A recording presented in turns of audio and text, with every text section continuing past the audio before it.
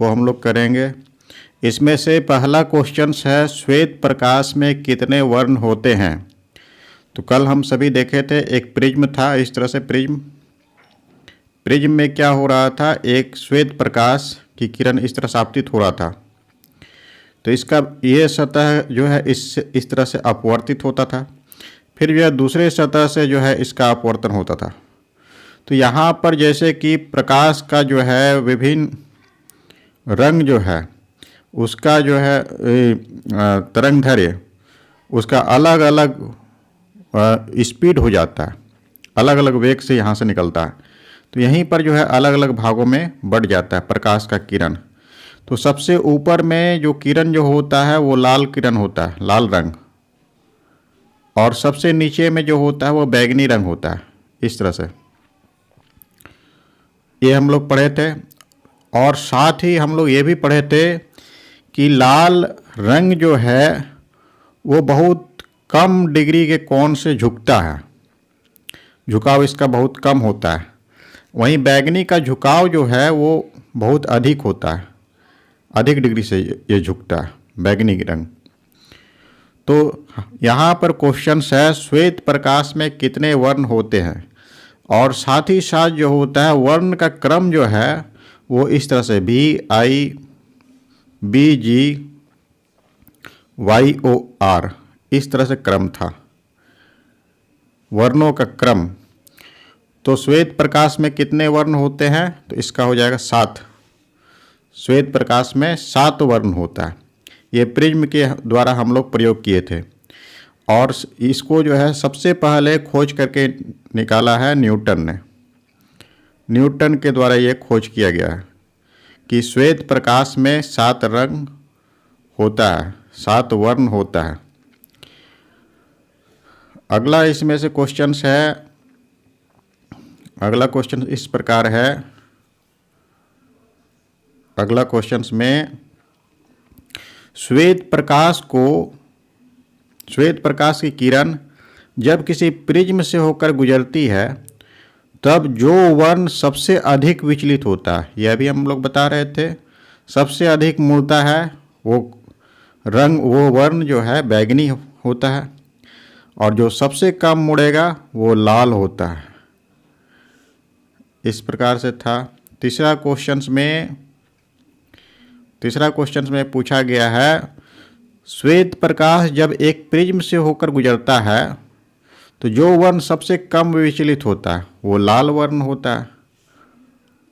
तीसरा क्वेश्चन ये था।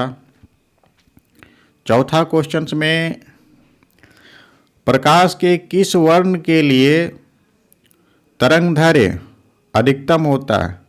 तरंगदैर्घ्य अधिकतम होता है, इसका अर्थ हो गया कि वह प्रकाश का किरण वह वर्ण जो है अधिक दूरी तक जो है गमन कर सकता है, बिना अपवर्तन के, बिना मुड़े हुए, या फिर हल्का सा मुड़ सकता है। तो ये जो है लाल रंग हम लोग जानते हैं ये कम जो है विचलित होता है, इसीलिए इसका तरंगदैर्घ्य जो होता है अधिकतम होता है। लाल रंग का तरंगदैर्घ्य अधिकतम होता है, और बैंगनी वर्ण का जो है तरंगदैर्घ्य जो होता है न्यूनतम होता है। और तरंगदैर्घ्य को हम लोग मीटर में नापते हैं, इसका मात्रक मीटर होता है तरंगदैर्घ्य का, और इसका यूनिट जो होता है एंगस्ट्रॉन में भी हम लोग जानते हैं, एंगस्ट्रॉन।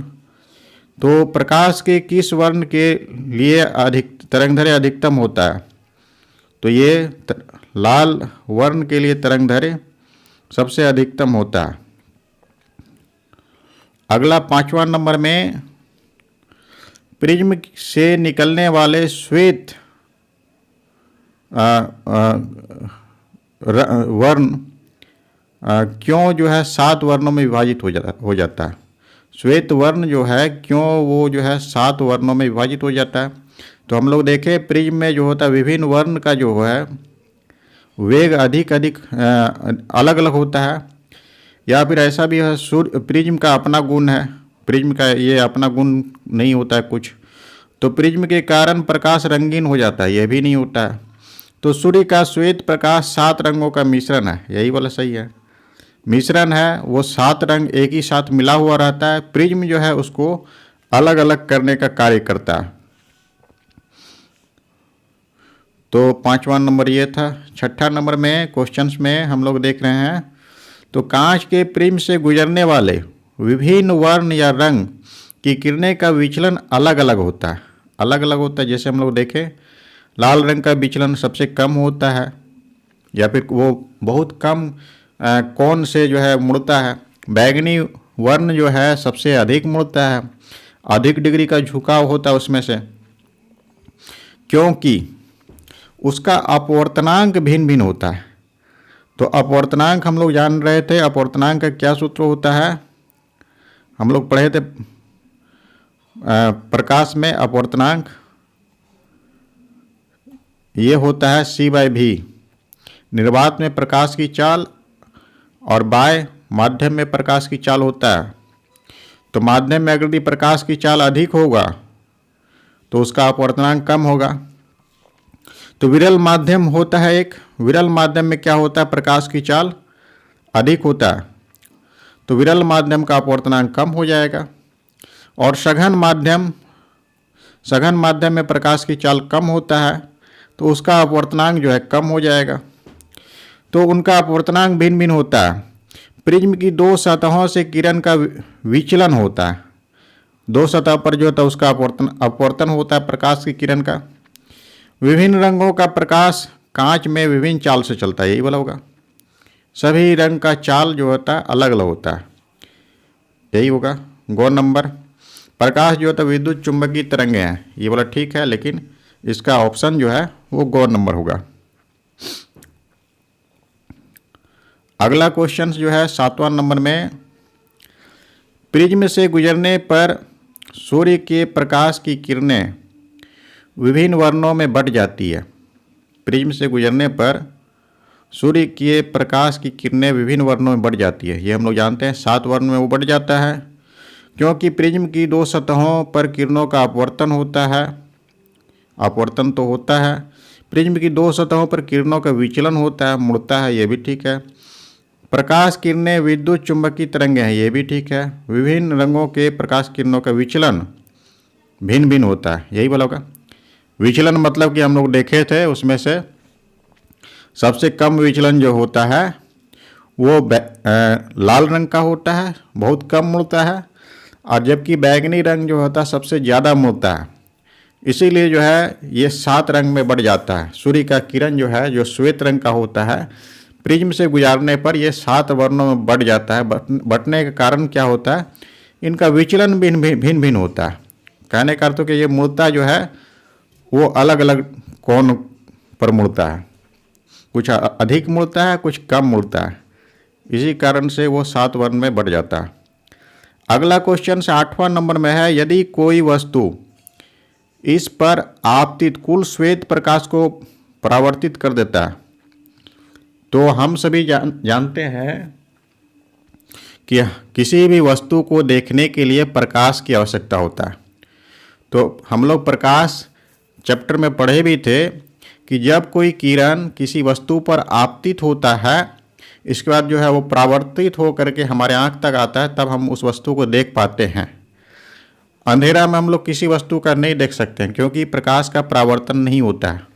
तो कह रहा है कि यदि कुल श्वेत प्रकाश है, उसको पूरी वो अपवर्तित कर देता है, परावर्तित कर देता है कुल, तो वो वस्तु कैसा दिखाई पड़ेगा, काला। काला कब दिखाई पड़ेगा, जब वो सारा प्रकाश को अवशोषित कर लेता है, कुछ परावर्तित नहीं करता, तब श्वेत दिखाई पड़ेगा, क्योंकि सारा जो है वर्ण को वो परावर्तित कर रहा है, इसीलिए वो श्वेत दिखाई पड़ेगा।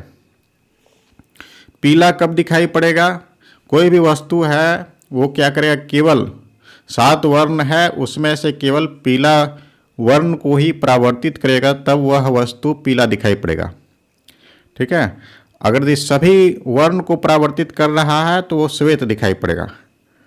अगर ये हरा कोई वस्तु अगर ये हरा वर्ण को परावर्तित करेगा तो वो वस्तु हरा दिखाई पड़ेगा। श्वेत प्रकाश में हालांकि 7 रंग है, 7 रंग में क्या कर रहा है, हरा को परावर्तित कर रहा है, बाद बाकी 6 वर्ण को वो अवशोषित कर रहा है, इसीलिए वो हरा दिखाई पड़ता है।